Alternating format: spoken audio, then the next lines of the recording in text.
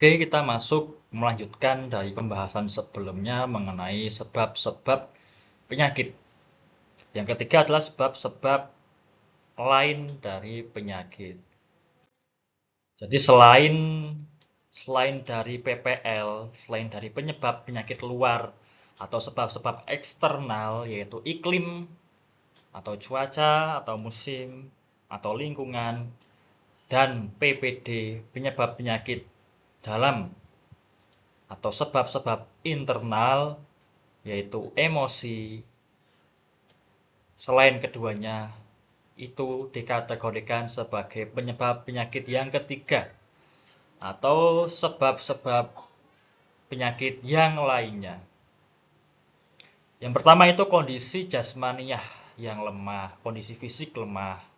Kemudian pengerahan tenaga berlebihan, kegiatan seksual yang berlebihan, di diet atau pola makan yang buruk, kemudian trauma dalam arti trauma fisik, kemudian parasit atau racun, dan pengobatan yang keliru atau efek samping dari pengobatan atau obat-obatan.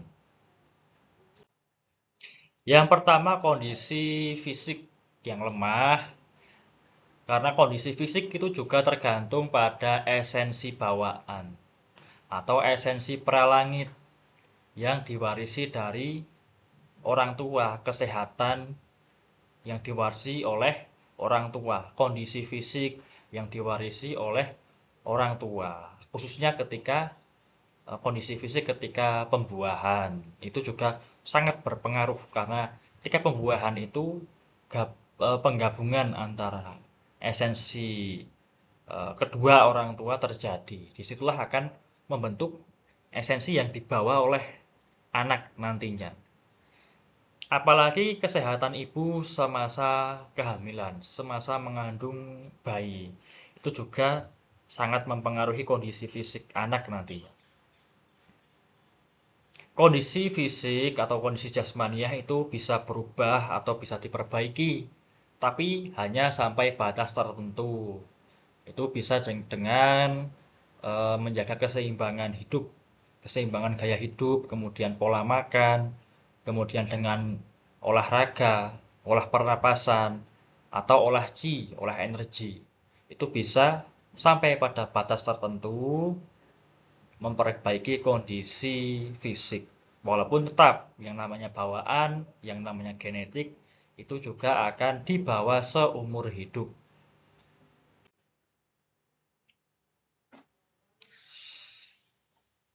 Jadi kondisi fisik itu mudah dirusak atau mudah dilemahkan dengan gaya hidup kita yang tidak seimbang.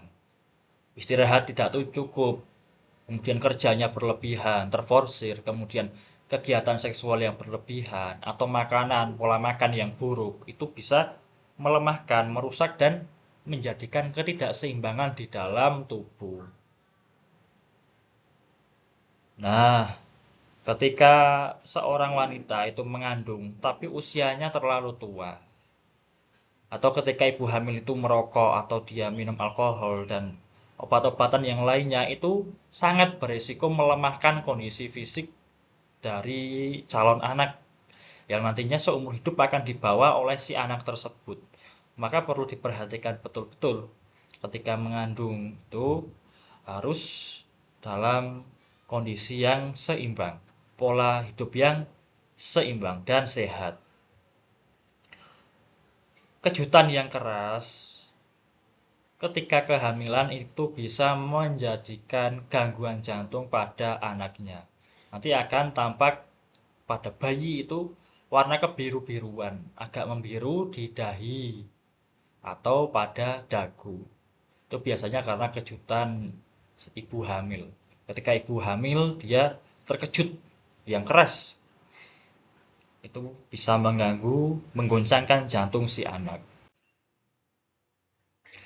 Batuk rejan itu juga bisa menjadi sebuah pertanda kelemahan bawaan paru-paru pada anak. Atau kalau tidak seperti itu, tidak menandakan kelemahan bawaan, bisa menjadikan kecenderungan penyakit paru, terlebih khusus tuberkulosis pada paru-paru. Itu batuk rejan pada anak-anak. Kemudian telinga yang sangat kecil atau cupingnya yang pendek pada bagian anting-anting itu pendek, dan lidah anak itu sangat lunak, lidahnya terlalu lunak, terlalu lembek, itu juga bisa menandakan kelemahan fisik pada anak. Penyebab penyakit lain yang kedua itu adalah pengerahan tenaga yang berlebihan. Maka sangat penting menjaga keseimbangan antara istirahat dan kerja.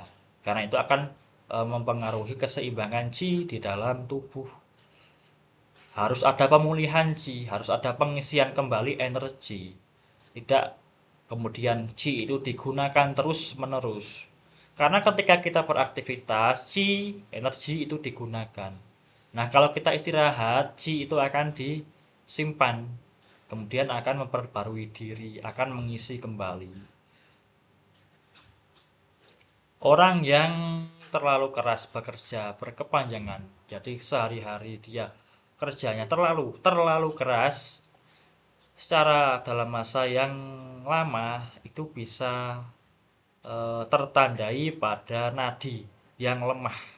Menandakan qi-nya itu lemah, qi-nya terkuras. Nadinya jadi lemah ketika didiagnosa nadi.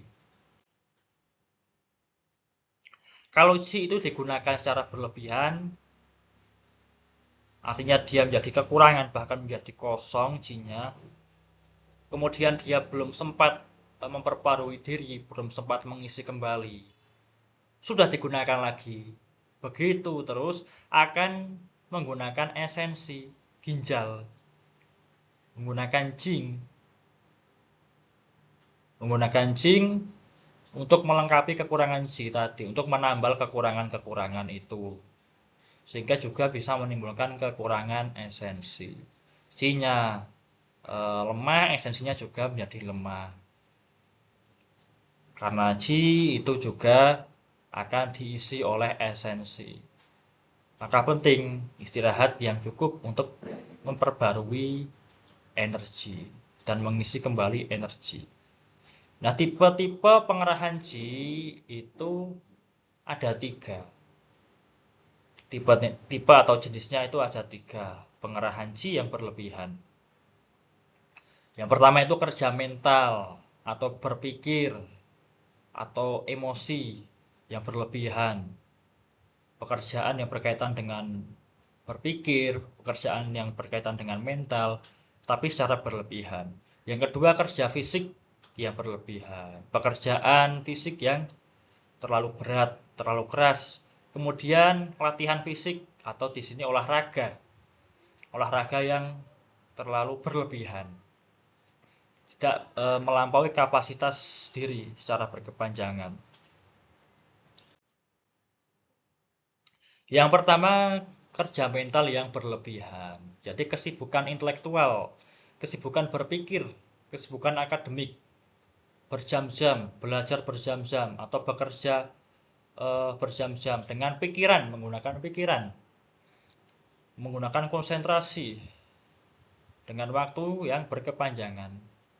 Apalagi dalam kondisi tertekan, tekanan kerja, tekanan akademik, itu bisa menyebabkan kehabisan qi, yang nantinya akan mempengaruhi perut dan limpa sebagai yang memproduksi qi, kemudian akan mempengaruhi ginjal juga.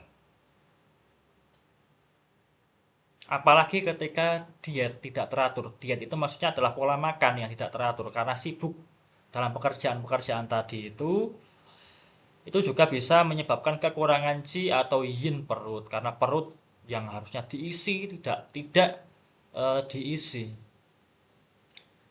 atau makanya tidak teratur, menjadikan kebingungan adaptasi dari perut atau lambung. Itulah yang juga mempengaruhi perut sebagai kekurangan qi atau yin perut. Nah, kalau sudah kekurangan yin perut, itu juga bisa menyebabkan kekurangan yin ginjal. lebih parah dari kekurangan yin perut. Kemudian konsentrasi yang berlebihan, berpikir yang berlebihan, itu akan melemahkan organ limpa. Yang kedua, kerja fisik yang berlebihan. Itu akan memakan chi limpa. Chi limpa akan berkurang karena dikonsumsi oleh kerja fisik, kerja keras yang berlebihan secara fisik menggunakan otot. Apalagi penggunaan satu bagian tubuh secara berlebihan, secara berulang-ulang. Misalnya ketika mencangkul, ketika mengangkat barang-barang berat, atau apapun, secara berulang-ulang gerakannya. Atau kalau tukang cukur rambut, itu sikunya dan tangannya juga digerakkan berulang-ulang, terus-menerus berkepanjangan. Itu juga bisa menyebabkan kemacetan chi di bagian yang digunakan berulang-ulang itu. Apakah itu di punggung, itu di tangan, itu di siku, atau di bahu. Itulah yang menyebabkan kemacetan chi pada bagian tersebut. Jadi bisa linu, kemudian nyeri berkepanjangan karena kemacetan chi.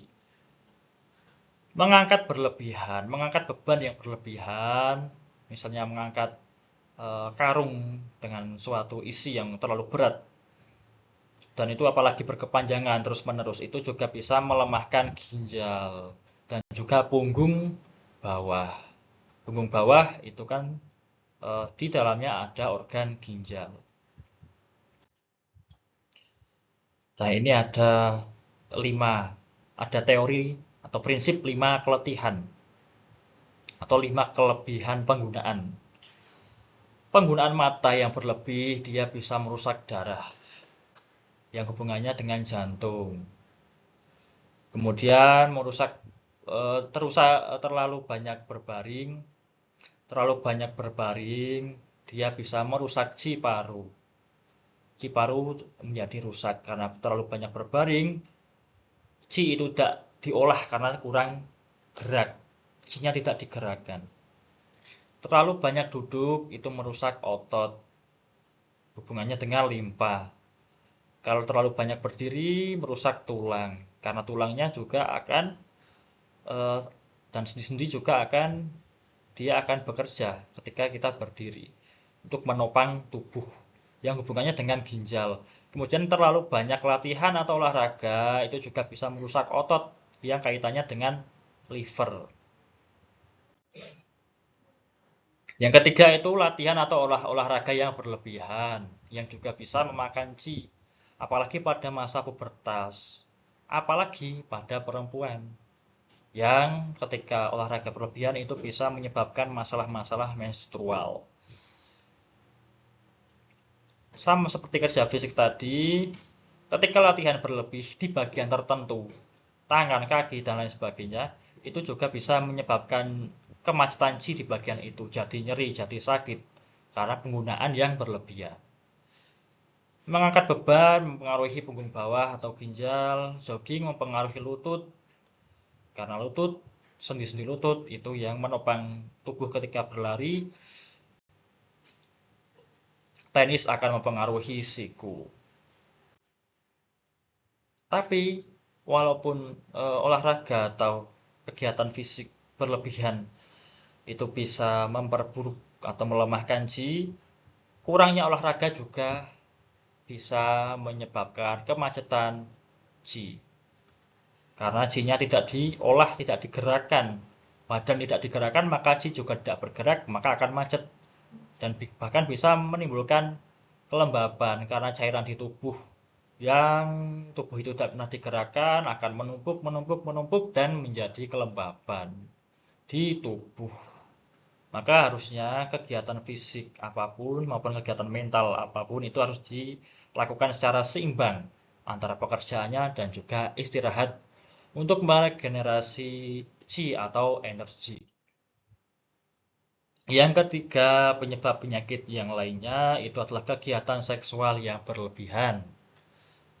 Orgasme pada wanita atau ejakulasi pada pria, keduanya itu bisa memakan esensi ginjal kalau berlebihan. Maka esensi ginjalnya itu belum sempat diisi kembali atau dipulihkan kembali, sudah berkegiatan seksual lagi, terus-menerus akan menjadikan kekurangan karena belum sempat diisi kembali atau dipulihkan. Berlebih di sini itu relatif, tidak mutlak, jadi beda pada tiap orangnya. Jadi tergantung pada usia ataupun kondisi fisiknya atau kondisi kesehatannya. Tapi ketika berlebihan akan melemahkan esensi ginjal, akan melemahkan ginjal jadi kelelahan. Kelelahan yang sangat. Kemudian pandangannya jadi kabur. Kemudian sakit pada punggung bawah, pusing, kemudian lututnya jadi lemah. Kemudian jadi sering kencing. Nah, ini ada patokan perkiraan batas kegiatan seksual sesuai pada umur, sesuai pada usia dan juga kondisi fisik. Kalau usia yang sekitar 15 tahun, pada kesehatan yang bagus itu bisa 2 kali sehari, maksimal. Yang kesehatannya biasa-biasa saja ya sekali sehari maksimalnya. Jadi ini adalah batas maksimal. Jangan lebih dari ini. Usia 20-an itu 2 kali sehari pada kesehatan yang bagus, kesehatan yang rata-rata itu sekali sehari saja.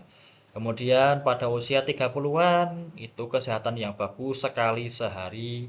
Kalau kesehatan yang biasa saja 2 hari sekali maksimalnya. Usia 40-an bisa 3 hari sekali kalau kesehatannya bagus. Kalau biasa-biasa saja 4 hari sekali sudah cukup. Usia 50-an 5 hari sekali. Maksimal kalau kesehatan biasa saja 10 hari sekali. Usia 60 tahunan 10 hari sekali. Pada kesehatan yang masih bagus pada usia 60-an, kalau sudah menurun kesehatannya atau kesehatan yang biasa-biasa saja rata-rata itu bisa 20 hari sekali. Kalau usia 70-an bisa 30 hari sekali pada kesehatan yang bagus. Pada kesehatan rata-rata atau kesehatan yang sudah menurun itu bisa lebih dari 30 hari sekali atau bahkan bisa ditiadakan. Nah, pada klien yang kekurangan Qi dan kekurangan darah atau menderita kekurangan pada ginjal, itu kegiatan seksual juga harus dikurangi untuk menunjang masa pengobatan atau masa pemulihan dan bisa untuk menjaga kesehatan juga. Supaya tidak memperparah kekurangan Qi, kekurangan darah, kekurangan ginjal itu supaya tidak lebih parah lagi. Kegiatan seksual juga harus disesuaikan dengan musim. Jadi ketika musim semi bisa meningkat frekuensinya, kalau musim dingin bisa menurun atau bisa dikurangi lagi. Dan pada masalah-masalah seksual seperti impotensi atau ejakulasi dini itu bisa juga atau lebih baik untuk dikurangi kegiatan seksual itu supaya pengobatan berjalan lancar, pemulihan bisa terjadi secara baik. Energi seksual pada pria itu terkait dengan esensi ginjal, kalau energi seksual pada wanita itu kaitannya dengan darah. Nah, kalau wanita yang terlalu banyak melahirkan, itu bisa dia melemahkan rahim, yang juga akan melemahkan ginjal. Atau jarak melahirkan dengan mengandung kembali itu terlalu dekat, itu juga bisa melemahkan rahim dan ginjal. Jadi harus ada jeda waktu yang cukup. Kemudian pilek atau flu, lebih tepatnya flu. Setelah kegiatan seksual itu bisa melemahkan yang ginjal. Maka harus setelah kegiatan seksual karena Qi-nya atau esensinya lagi berkurang, itu harus dijaga betul kesehatannya. Jangan sampai ada penyakit atau serangan faktor penyakit yang masuk karena bisa melemahkan yang ginjal. Karena pada saat itu energi ginjal itu sedang melemah sementara setelah kegiatan seksual. Walaupun tadi berlebihan itu bisa menyebabkan perlemahan pada esensi atau pada Qi atau pada darah, melemahkan tubuh. Kurangnya seks, kurangnya kegiatan seksual itu juga bisa menyebabkan penyakit dalam sudut pandang TCM. Jadi harus ada keseimbangan tadi. Nah, frekuensi minimumnya untuk ejakulasi pada eh, usia 20-an itu 4 hari sekali. Kalau usia 30-an 8 hari sekali. Usia 40-an 16 hari sekali. Usia 50-an itu 20 hari sekali. Dan usia 60-an itu bisa 30 hari sekali. Itu frekuensi minimumnya. Paling sedikit keinginan seksual itu terkait dengan energi ginjal. Jadi hasrat itu terkait dengan energi pada organ ginjal. Nah, kalau normal, keinginan seksualnya normal, hasratnya normal, libidonya normal, itu berarti ginjalnya sehat. Nah, kalau kurang atau gagal mencapai orgasme atau tidak bisa menikmati kepada kegiatan seksual itu bisa karena ginjalnya lemah atau yang ginjalnya kekurangan. Kalau berlebihan, keinginan seksualnya berlebihan, bahkan sampai mimpi, itu bisa karena yin dari ginjal itu kurang. Sehingga api kosongnya naik. Karena api kosong naik merangsang keinginan seksual yang berlebihan. Kekurangan hasrat seksual itu harus ditambah persediaan energi yang ginjal. Dan juga ditambah persediaan energi pada Mingmen. Itu ketika kekurangan hasrat seksual. Nah, kalau berlebihan, yang harus ditambah adalah energi yin ginjal. Oke, faktor penyebab penyakit lainnya. Yang keempat ada diet atau pola makan yang buruk. Tidak seimbang, kualitas maupun jumlahnya itu tidak seimbang. Kualitas dan kuantitasnya tidak seimbang. Misalnya karena kekurangan gizi. Makan, tapi gizinya tidak diperhitungkan. Kemudian puasa yang berlebihan. Puasa tapi tidak memperhatikan kondisi tubuh. Tidak memperhatikan kebutuhan tubuh. Kemudian karena tidak nafsu makan, ya dengan tidak makan itu juga eh, bisa memperlemah tubuh. Diet, pelangsingan yang berlebihan. Jadi diet-diet yang ekstrim untuk pelangsingan itu juga buruk sebagai pola makan yang buruk. Kelaparan yang berlebihan itu juga merupakan hal-hal yang bisa melemahkan limpa. Semua ini adalah faktor-faktor yang bisa melemahkan limpa. Limpa yang dia harusnya bekerja, tapi tidak ada asupan yang masuk. Limpa yang harusnya dia mengolah makanan, tidak ada makanan ataupun minuman yang masuk. Atau masuk tapi gizinya tidak diperhitungkan, gizinya kurang. Jadi baik kualitas ataupun kuantitas itu harus dipertimbangkan. Karena kalau melemahkan limpa nantinya juga akan menyebabkan kekurangan Qi, kekurangan energi, dan juga menyebabkan kekurangan darah. Makan terlalu banyak, makan yang berlebihan itu melemahkan limpa dan perut. Mereka akan kewalahan. Limpa dan lambung itu akan kewalahan karena makan terlalu banyak. Yang akan menyebabkan penumpukan lendir, perasaan kepenuhan di perut. Perutnya terasa penuh. Kemudian sendawa. Kemudian muntah asam. Muntah yang meninggalkan rasa asam atau cairannya asam rasanya. Kemudian kembung. Di perut itu akan kembung.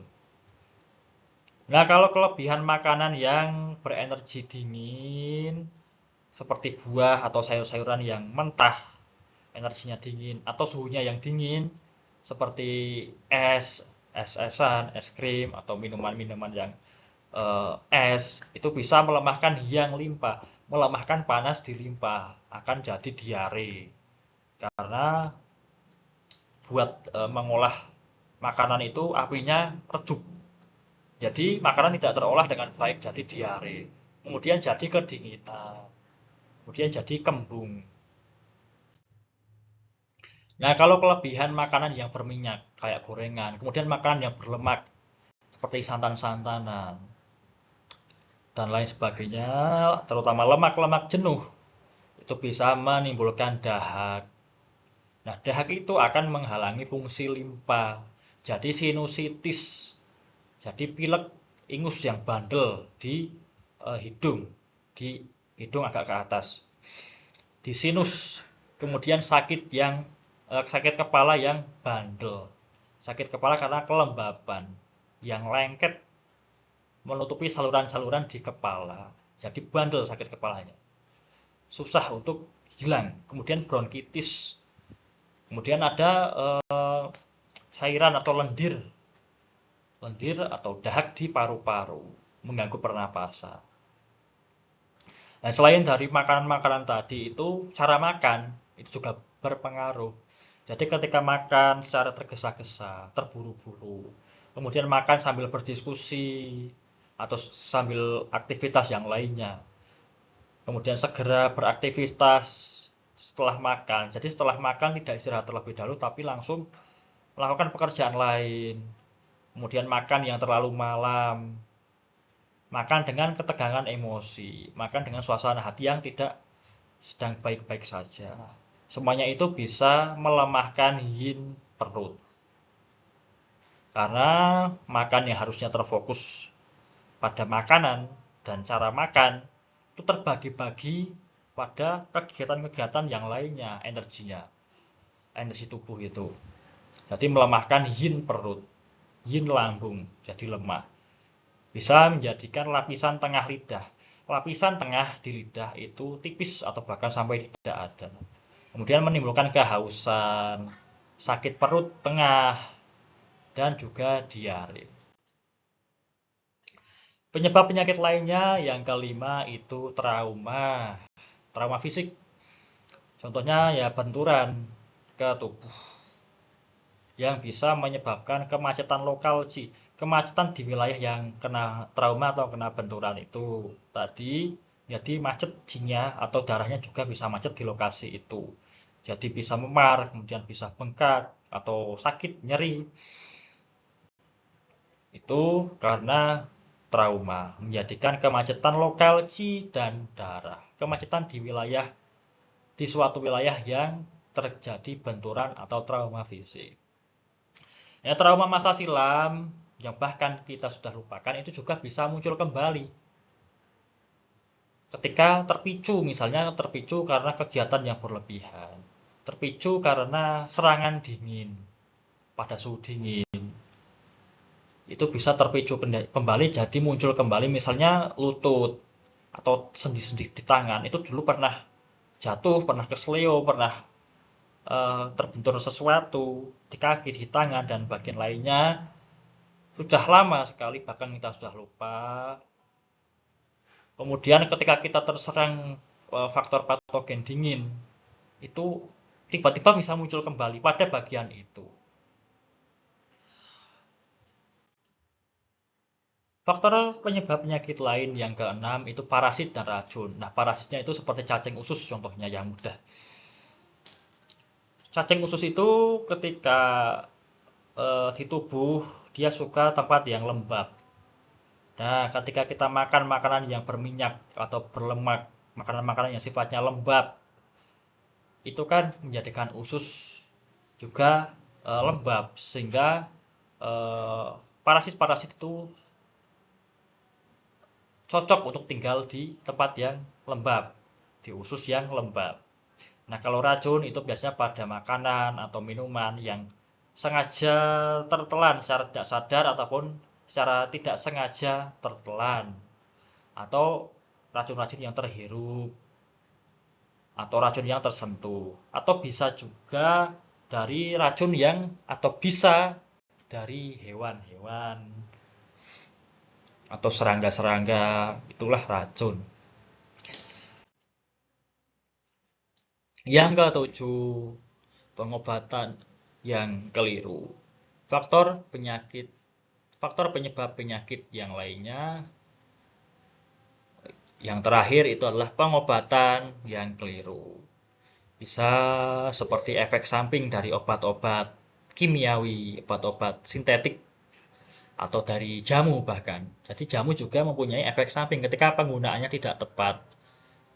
Kemudian kekeliruan titik akupuntur. Meskipun dalam beberapa hari titik akupuntur itu energinya bisa memulihkan diri sendiri, tapi juga bisa berefek ketika keliru.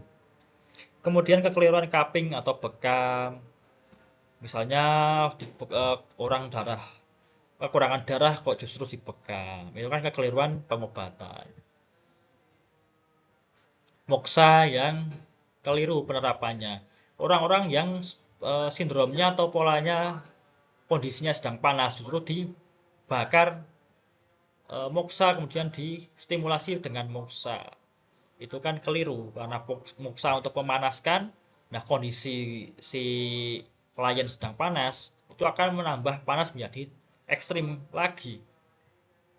Kalau pada orang darah tinggi yang sindromnya panas itu bisa naik lagi darah, tambah tekanan darahnya tambah naik.